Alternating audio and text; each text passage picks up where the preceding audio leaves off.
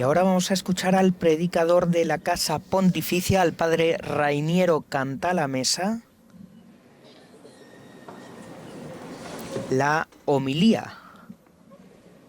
Desde hace muchos años es tradicional que sea él el que hable en este día, el que pronuncie esta homilía y no el pontífice. Despreciado y rechazado por los hombres, como un hombre de dolores acostumbrado a sufrimientos, ante el cual se ocultan los rostros, despreciado y desestimado. Son las palabras proféticas de Isaías con las que se ha iniciado la liturgia de la palabra de hoy. El relato de la pasión que ha seguido ha dado un nombre y un rostro a este misterioso hombre de dolores, despreciado y rechazado por los hombres. El nombre y el rostro de Jesús de Nazaret.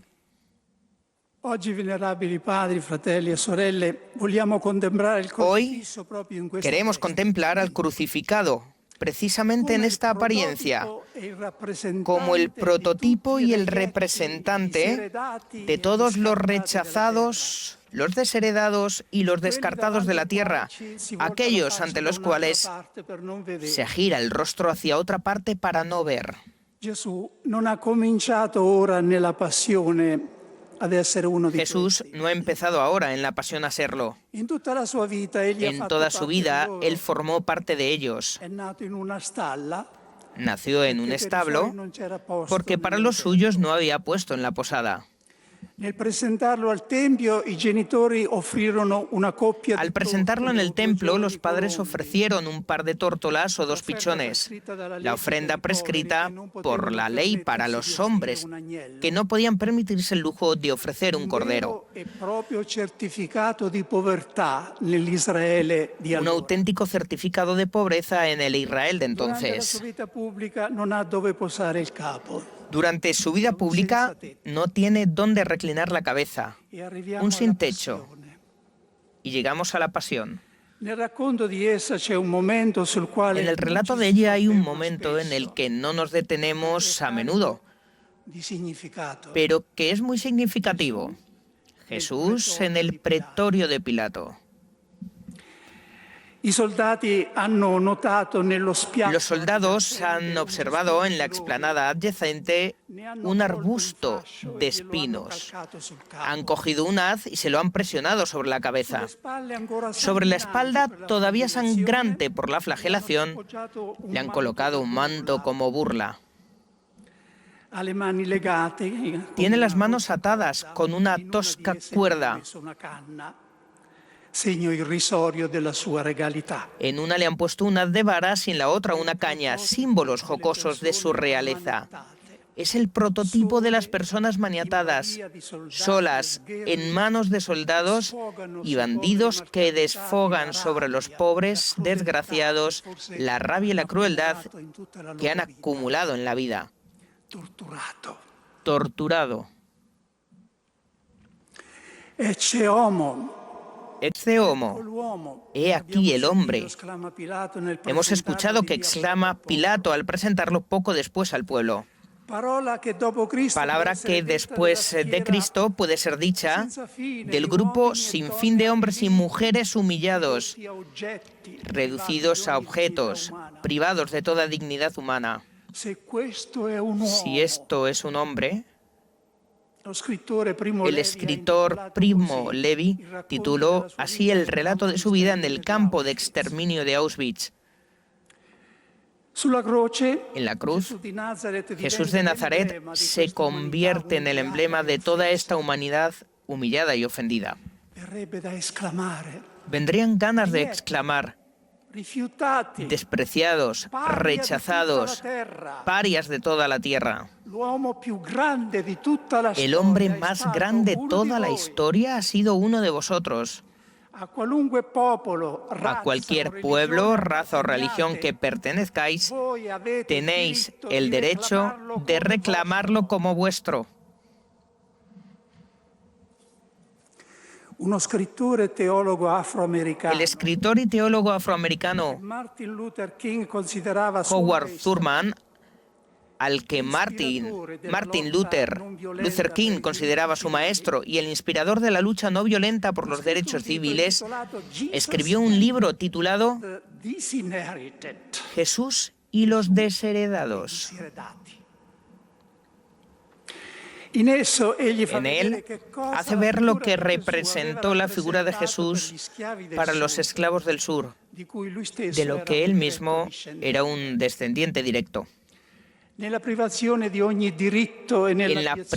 de todo derecho y en la abyección más total, las palabras del Evangelio que repetía el ministro de culto negro en la única reunión que se les consentía, daban nuevamente a los esclavos el sentido de su dignidad de hijos de Dios. En este clima nacieron la mayoría de los cantos espirituales negros que todavía hoy conmueven al mundo. En el momento de la subasta pública habían vivido el desgarro de ver a las esposas separadas de los maridos y a los padres de los hijos, vendidos a dueños diferentes.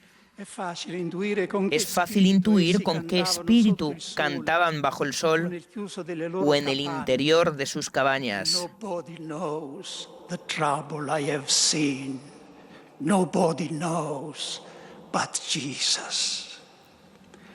Nadie sabe el dolor que he experimentado, nadie excepto Jesús.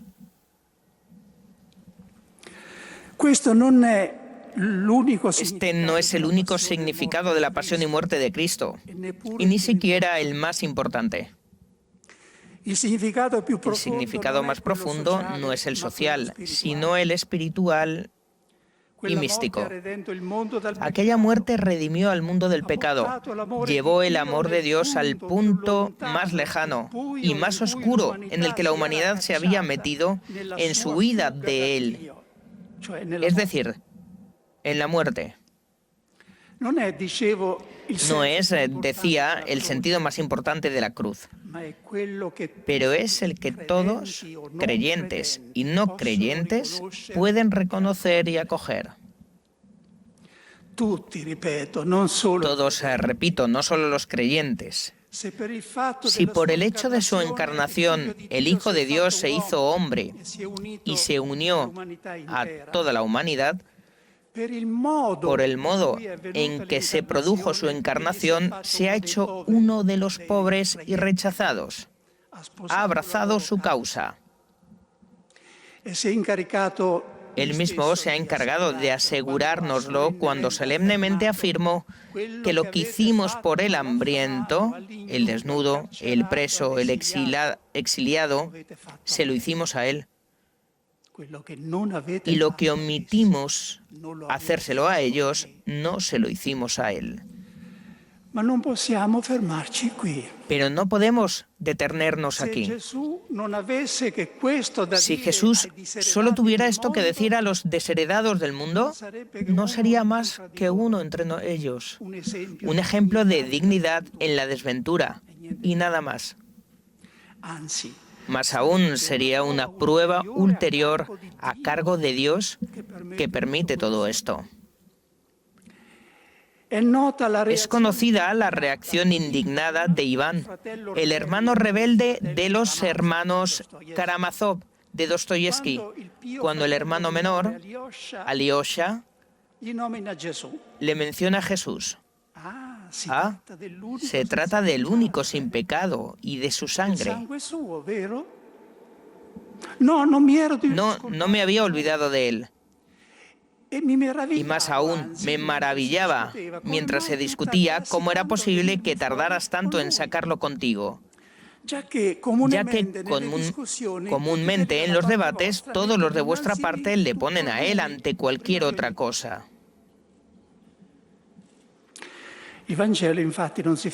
Efectivamente, el Evangelio no se detiene aquí.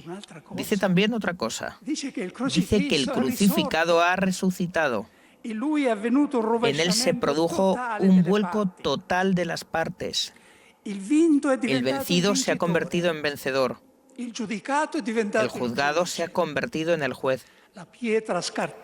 La piedra descartada por los arquitectos se ha convertido en piedra angular. La última palabra no ha sido y no será nunca la de la injusticia y la opresión. Jesús no ha devuelto solo una dignidad a los desheredados del mundo. Les ha dado una esperanza. En los 3 primeros siglos de la Iglesia, la celebración de la Pascua no estaba distribuida como ahora en varios días: Viernes Santo, Sábado Santo y Domingo de Pascua. Todo estaba concentrado en un solo día. En la vigilia pascual se conmemoraba tanto la muerte como la resurrección. Más concretamente, ni la muerte ni la resurrección se conmemoraban como hechos distintos y separados. Se conmemoraba más bien el tránsito de Cristo de una a otra, de la muerte a la vida. La palabra Pascua, Pesaj, en hebreo significa paso, tránsito, paso del pueblo hebreo de la esclavitud a la libertad, tránsito de Cristo de este mundo al Padre. Y paso del pecado a la gracia. Es la fiesta del vuelco, obrado por Dios y realizado en Cristo. Es el comienzo y la promesa del único cambio pleno, totalmente justo e irreversible en la suerte de la humanidad. Pobres, excluidos, pertenecientes a distintas formas de esclavitud todavía en curso en nuestra sociedad.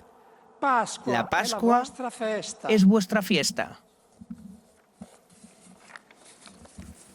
La cruz contiene también un mensaje para aquellos que están en la otra orilla, para los poderosos, los fuertes, los que se sienten tranquilos en su papel de vencedores. Y es un mensaje, como siempre, de amor y de salvación, no de odio o de venganza. Les recuerda que al final están vinculados al mismo destino de todos, que débiles y poderosos, inermes y tiranos, todos están sometidos a la misma ley y a los mismos límites humanos. La muerte, como la espada de Damocles, pende sobre la cabeza de cada uno, colgada de un hilo. Pone en guardia contra el peor mal para que el hombre, que es la ilusión de la omnipotencia. No hay que ir demasiado para atrás en el tiempo, basta repensar la historia reciente para darnos cuenta de lo frecuente que es este peligro y a cuántas personas y pueblos lleva a la catástrofe. La Escritura tiene palabras de sabiduría eterna dirigidas a los dominadores de la escena de este mundo. Aprended, gobernantes de la tierra. Los poderosos serán examinados con rigor. En la prosperidad el hombre no comprende, es parecido a las bestias que mueren. Y todavía una palabra más, ¿para qué le sirve al hombre ganar el mundo entero si luego pierde su alma o se destruye a sí mismo? La Iglesia ha recibido el mandato de su fundador de ponerse de la parte de los pobres y los débiles, de ser la voz de quien no tiene voz, que gracias a Dios es lo que hace, sobre todo en su Pastor Supremo.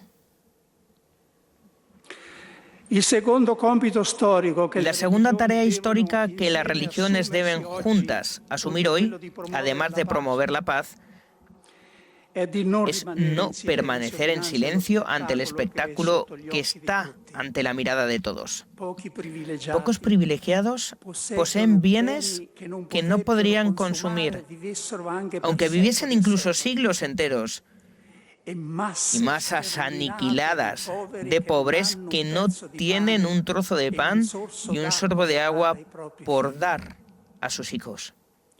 Ninguna religión puede permanecer indiferente, porque el Dios de todas las religiones no es indiferente ante todo esto.